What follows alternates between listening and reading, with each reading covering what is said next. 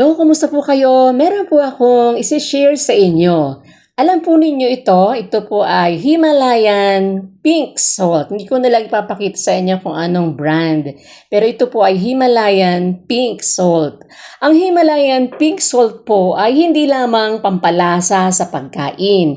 Ito din po ay mayroong mga benepisyong pangkalusugan or mga health benefits.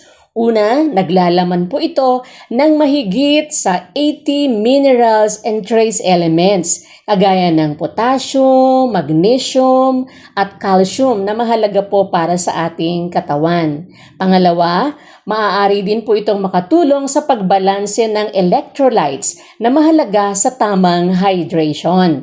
Pangatlo, makakatulong po ito sa maayos na digestion at maaari din pong makatulong magpababa sa pamamaga ng tiyan o sa tiyan kung mayroong inflammation.